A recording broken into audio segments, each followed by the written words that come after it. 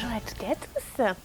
Alors nous revoici pour un tuto de ma poupée au crochet. Donc après avoir fait quelques vêtements, et on ne va pas s'arrêter là bien sûr, ne vous inquiétez pas, j'ai encore plein de projets. Nous allons commencer à faire la valisette. Depuis le temps que je le disais, que je voulais la faire.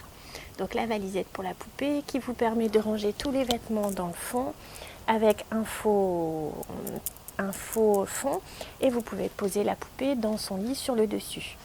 Voici, donc pour vous montrer, ça donne ça. Sympa, hein? Donc en fait, je vais faire la vidéo en plusieurs petits tutos. Donc il y aura la partie préparation du matériel. Ensuite, il y aura une partie cartonnage, donc pour monter la boîte.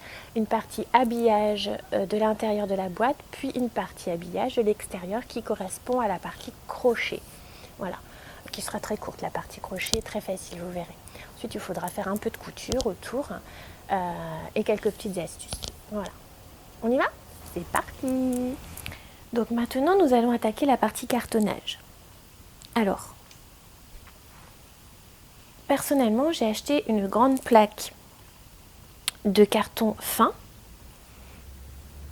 ici, qui mesure 50 sur cette partie-là.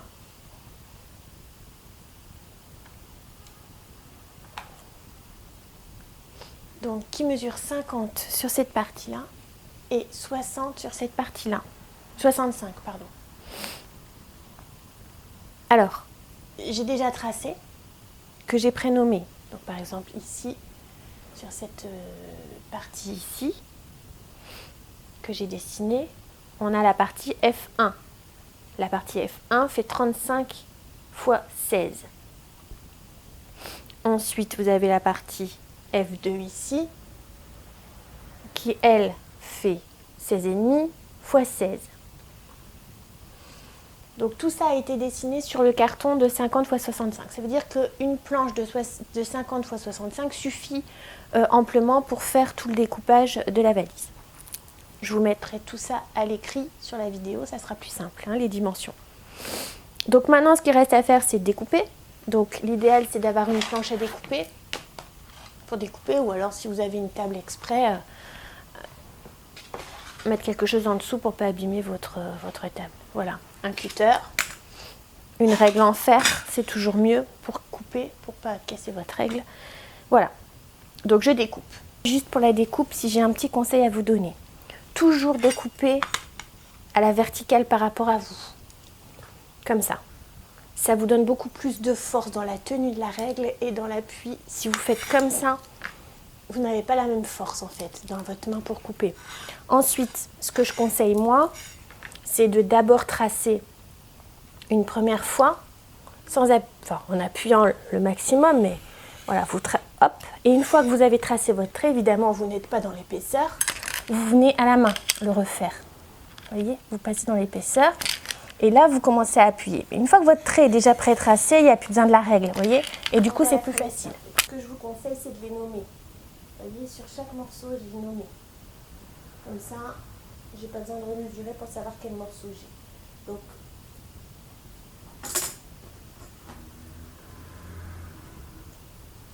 voilà ce que vous devez obtenir. Donc maintenant, on va faire la même chose. Donc là, pour le carton plume, même chose. C'est un carton plus épais, mais très léger en fait, le carton plume, donc ça va être facile à découper. Essayez quand même d'être pointilleux sur les dimensions, de ne pas avoir trop de millimètres, vous voyez, que votre truc soit pas comme ça, quoi. Parce que on se dit un millimètre c'est rien, mais une fois que vous devez en plus remettre le papier adhésif, ça fait une épaisseur en plus, et quand vous allez devoir rentrer, assembler, vous allez coincer. Voilà, donc là il n'y a plus qu'à découper. N'oubliez pas de les nommer une fois que vous les avez P1, P2, P3. De toute façon, je vous mets le descriptif dans les commentaires en bas, et vous les avez là sur l'écran. Voilà. Voilà, donc je découpe. Donc P1, P1, P2, P3. Donc en fait, vous avez deux P1. La plus large, c'est le faux fond serré qu'on vient remettre pour cacher les vêtements et qu'elle puisse dormir dessus. Voilà. Donc on a tous nos morceaux. que vous allez mettre de côté pour le moment. Hein, carton fin et carton bleu. Donc vous les mettez de côté. Et pour le bois de cagette, moi j'ai choisi de prendre une boîte de camembert qui fait 2,5 ici, donc il nous faut 2, il faudra les couper. Donc je vais démonter soigneusement parce qu'il y a des agrafes. Et donc je vais récupérer et je vais couper donc mon morceau de cagette qui fait 9 comme ça sur 2 comme ça. Donc pour le petit morceau de cagette, j'ai récupéré ça sur une boîte à camembert. Hein, j'ai pris les dimensions, j'ai découpé. Donc la cagette, si je ne me trompe pas, c'est 9 cm sur 2.